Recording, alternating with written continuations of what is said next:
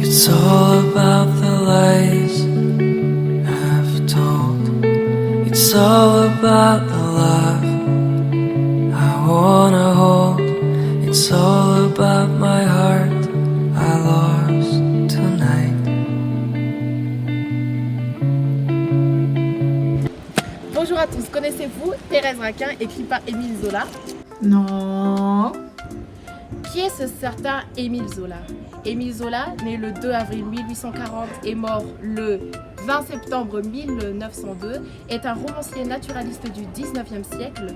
Lors de son parcours scolaire et professionnel, il a fait des études scientifiques, des travaux publicitaires et journalistiques, et c'est aussi un ami des frères Goncourt et Gustave Flaubert. Mais tu as oublié qu'Émile Zola est orphelin de père depuis l'âge de 7 ans. C'est un expert en littérature, de l'analyse et a écrit plusieurs œuvres telles que Le Rougon Macquart de 1871 à 1893 qui parle d'une histoire naturelle et d'une famille sous le Second Empire. Pour plus d'informations. Mais non, passons maintenant au résumé. À la mort de sa mère, Thérèse fut confiée à sa tante Madame Raquin. Malgré sa santé de fer, Thérèse partage sa jeunesse avec son cousin Camille. Contrairement à Thérèse, celui-ci est si fragile et maladif. À 21 ans, Thérèse épouse Camille et ce mariage satisfait bien Madame Raquin. Par la suite, Camille veut s'installer à Paris dans le but de travailler dans une grande administration. Ils se rendent à Paris et s'installent au passage du Pont-Neuf. Un lieu sinistre qui nous montre un destin tragique. 3 années de vie monotone s'écoulent pour Thérèse. Les soirées du jeudi rythment ses semaines. Et elle déteste ces soirées-là car elle ne ressent aucune affinité avec personne. Jusqu'au jour où Camille invite son ami d'enfance Laurent.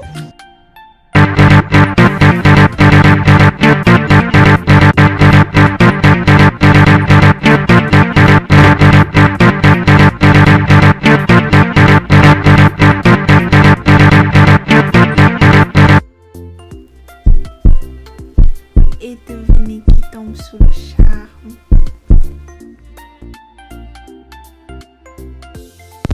Laurent fait forte impression à Thérèse. Grand, fort, d'une beauté sanguine.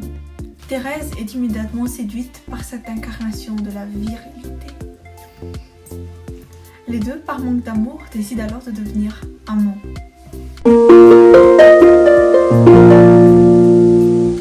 Pour pouvoir vivre leur amour en paix, les deux amants décident alors de tuer Camille.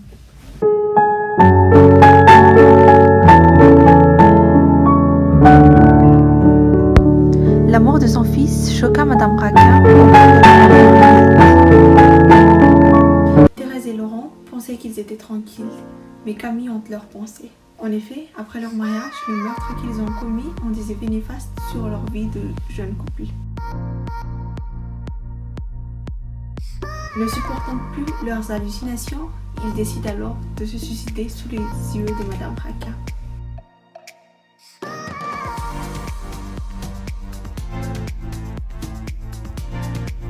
Voilà comment se termine l'histoire. Donc maintenant, nous allons passer à l'interprétation et à l'analyse.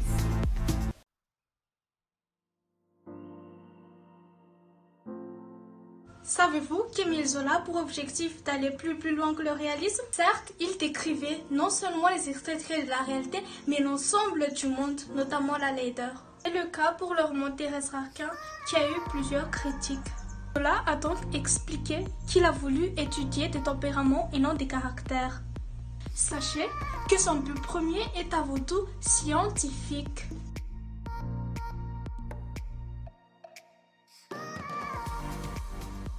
Et l'important, Émile Zola évoqua ses pensées de pouvoir faire mieux en faisant intervenir non pas la justice qu'imposent les tribunaux, mais la justice qu'imposent les criminels à eux-mêmes. Puis, d'un mouvement violent, Laurent se baissa et prit la jeune femme contre sa poitrine. Il lui renversa la tête, lui écrasant les lèvres sous les siennes. Elle eut un mouvement de révolte, sauvage, emportée, et tout d'un coup, elle s'abandonna, glissant par terre sur le carreau.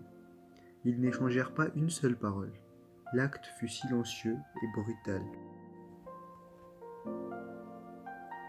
Cette œuvre nous montre de la violence, qui ne devrait pas être là, car il y a beaucoup de jeunes qui lisent cette œuvre. Vous me suivez? Comme par exemple, quand j'ai lu cet extrait, j'ai tout de suite retenu cette partie.